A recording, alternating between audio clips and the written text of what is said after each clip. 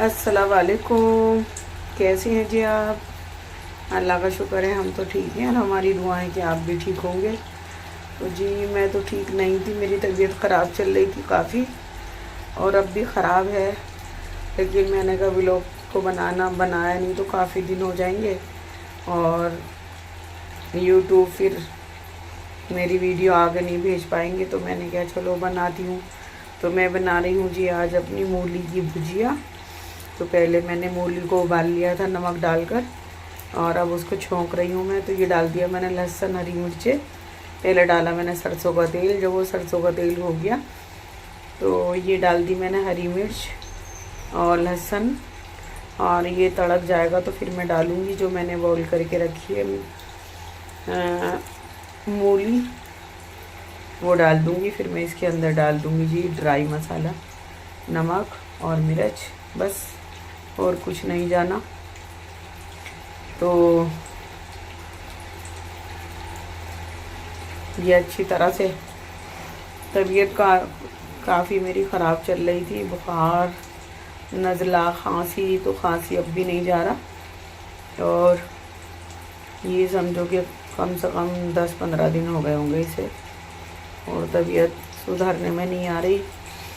लेकिन बस थोड़ा संभली तो मैंने क्या अपना वीडियो बनाते हैं फिर उठाते हैं अपने व्लॉग को, काफ़ी दिन हो गए।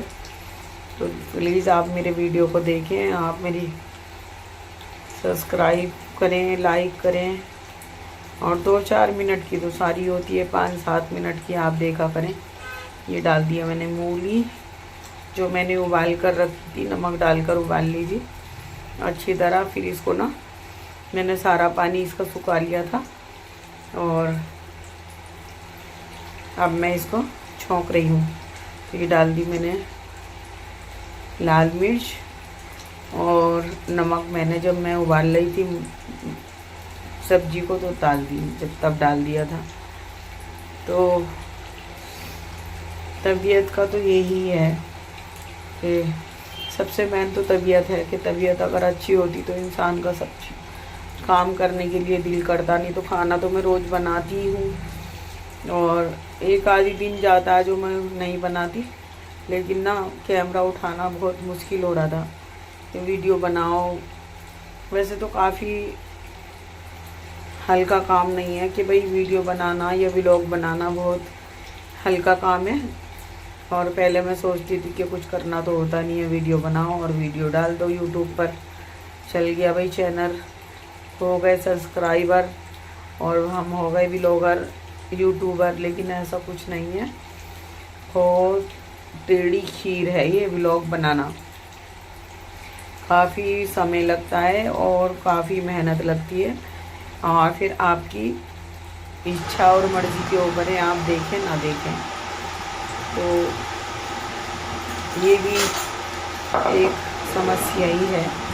तो वो मेरी सब्ज़ी बन चुकी थी और अब मैं बना रही हूँ चपाती, और चपाती बनाऊँगी। और बेटी कह रही थी कि अम्मी मेरे लिए मूली का पराठा बना देना, मैं चाय से खाऊँगी।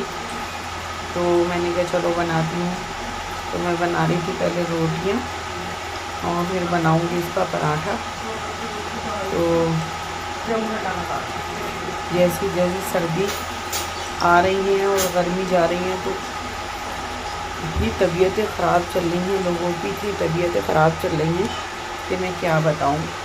और बुखार में तो पूरी फैमिली पड़ी हुई है, पूरी फैमिली है। मैं डॉक्टर के यहाँ गई थी और वहाँ पर देखा तो ड्रॉप लगवा के और क्या नाम, पेशेंट बहुत, हॉस्पिटल भरा पड़ा था। तो वहाँ पे 2 घंटे भी नंबर आने वाला नहीं था। तो मेरे हस्बैंड कहने लगे कि इमरजेंसी में दिखा देते हैं, नहीं तो टाइम काफ़ी लगेगा। तो मैंने कहा चलो इमरजेंसी में दिखा दो। तो फिर मैंने डॉक्टर को इमरजेंसी में डबल फीस देके और फिर मैंने डॉक्टर को दिखाया। तो वैसे वो लेते हैं 500 रुपये, लेकिन अगर इमरजेंसी में दिखाओगे तो फिर वो 1000 रुपये लेते हैं। तो हमारे पास इतना टाइम भी नहीं हो रहा होता था और बैठने से भी मेरी कुछ ज़्यादा तबीयत ख़राब हो रही थी। तो मैंने कहा चलो दिखा दो, दवाई लेके फिर चलते हैं। तो मैं डॉक्टर के यहाँ गई और मैं फिर दिखा कर आई और फिर ये है कि नज़ला ज़ुकाम बुखार खांसी चल ही रहा था, तो इसी बीच में मेरे पथरी का दर्द भी होना शुरू हो गया। और इतना हुआ कि 4-5 दिन से बस इधर बुखार और इधर ये पथरी का दर्द। अल्लाह मेरी तौबा, इतना बुरा दर्द होता है, इतना बुरा दर्द होता है। फिर वो इंजेक्शन लगवाए, कुछ देसी दवाइयाँ खाई, और फिर उसके बाद ना पता नहीं चल रहा था कितनी पथरी है क्या है। तो वही होता है ना, जब तकलीफ़ ज़्यादा होती है, दर्द ज़्यादा होता है, तो ये लगता है कि ऑपरेशन करा लो, कुछ भी करा लो, लेकिन सही होना चाहिए। तो फिर मैं कल गई थी डॉक्टर के यहाँ, मैं अल्ट्रासाउंड करा के आई, तो मेरी दोनों गुर्दों में 3-3 पथरियाँ हैं। तो वैसे मैं होम्योपैथिक की दवाई खा रही हूँ, वो मेरे देवर का लड़का खाता है, और वो कह भी रहा था कि मेरी तो निकल जाती हैं, और अब फ़िलहाल तो मेरा नहीं है। तो मैं तो काफ़ी दिन से वो पी रही हूँ दवाई होम्योपैथिक की, लेकिन मेरी नहीं निकल पा रही। चलो इंशाल्लाह निकलेंगी। और दवाई तो मैं खा ही रही हूँ। तो इधर मुझे पथरी के दर्द ने मार दिया, और इधर मेरी बुखार खांसी नज़ला ज़ुकाम, यही जो मौसम चेंज हो रहा है इसी की वजह से ये तबीयतें ख़राब हो रही हैं। तो बस मैं अगर तबीयत ख़राब में हो जाती हूँ ना, तो मुझे इतना फ़िक्र रहता है कि मैं क्या करूँगी। मेरे तो कोई पानी देने वाला भी नहीं है, इस वजह से। ये मेरी बच्ची है, लेकिन वो भी खाना वाना नहीं बना सकती। तो ये ऊपर का झाड़ू बर्तन पोंछा ये तो मेरी हेल्पर कर देती है, लेकिन खाना वगैरह तो मुझे ही बनाना पड़ता है। तो मुझे इतनी टेंशन हो जाती है कि क्या करूँ। अब एक दिन हुआ भी ऐसा कि 2 दिन तो मुझे बिल्कुल भी नहीं पता रहा कि मैं कहाँ पर हूँ। तो इनको दोनों को खाने की परेशानी हो गई थी, और फिर जैसे ही मेरी तबीयत संभली, तो फिर हस्बैंड कहने लगे कि रोटी बना लेना, और रोटी तो ज़रूरी बननी चाहिए, और उसके बाद अंडे वगैरह की आमलेट अंडा वगैरह बना लेंगे। तो फिर यही हुआ कि मैंने रोटी बना ली, और अंडे की आमलेट वगैरह बना के फिर उससे इन्होंने रोटी खा ली। और मेरा तो ये हो रहा था कि मैंने तो 5-7 दिन में 8 दिन हो गए होंगे रोटी खाए हुए, बिल्कुल भी दिल नहीं चाह रहा था, और मुंह बिल्कुल ज़बान मेरी कड़वी हो रही थी, कड़वी जहर। तो फिर मेरे हस्बैंड फिश तंदूरी लेकर आए, और उसमें नींबू चटनी वगैरह से मैंने वो फ़िश खाई, तो मुझे बहुत अच्छी लगी वो। तो मैंने रोटी ना खा के वो 2 दिन तक उसको ही ऑर्डर किया, और वही मंगा के मैंने खाई। लेकिन रोज़ रोज़ कहाँ ऐसी चीज़ें खाई जाती है। फिर उसके बाद रोटी वगैरह बनाने लगी, सब्ज़ी बनाने लगी, थोड़ी थोड़ी करके खाने लगी। लेकिन ना मैंने नॉनवेज बिल्कुल छोड़ के रखा हुआ है, और दाल और सब्ज़ी चल रही है। तो सबका दिल भरा हुआ है, सब कह रहे हैं घर में, मेरे हस्बैंड, बेटी की अम्मी, अब ना मीट वगैरह मत बनाना, बस सब्ज़ी वगैरह बनाना। तो मैंने कहा चलो, ये बन गई मेरी मूली की भुजिया, बहुत अच्छी बनी थी, बहुत टेस्टी बनी थी, सिंपल सी बिल्कुल। और मेरा खाना बन चुका था, और मुझे हो रही थी थकन, और मेरा दिल ये चाह रहा था कि बस मैं लेट जाऊं थकन की वजह से। और मैं दरगाह शरीफ भी जाना सोच रही थी कि काफ़ी दिन हो गए थे, और हम कलियर में ही रहते हैं, कलियर शरीफ में साबिर पाक की दरगाह शरीफ है। तो मुझे इतनी निस्बत है उनसे, इतनी निस्बत है कि मैं नहीं जाती।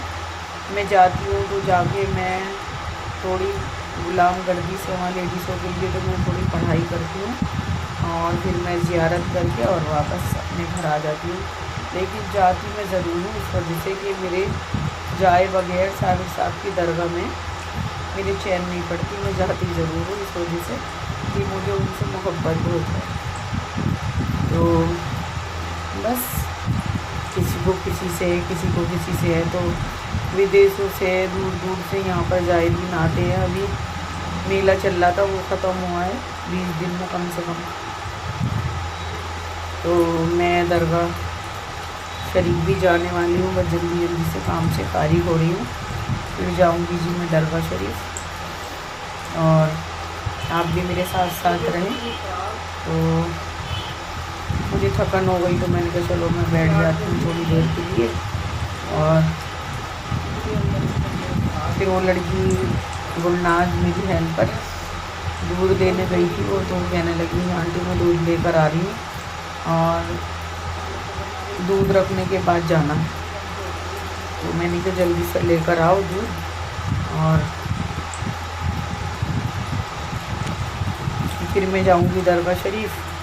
तो वो दूध लेने गई थी तो उसका वेट कर रही थी, तो मैंने इसमें पपीता काटा और मेरा दिल चाह रहा था कि रोटी ना खा के ना मैं इसके ऊपर चाट मसाला डालूं और बस मैं पपीता खा लूं।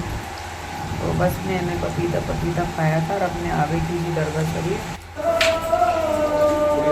तो आप भी ज़ियारत कर लें, साबिर पाक की दरगाह शरीफ है ये। खलियर वालों की तो बहुत जायदी ना जा रहे थे और काफ़ी भीड़ लग रही थी। तो ये है जी हमारे बाबा की दरगाह खलियर वालों की। पूरे हिंदुस्तान से क्या पाकिस्तान से और विदेशों से भी लोग आते ज़ियारत कर ले। अल्लाह हाफिज़।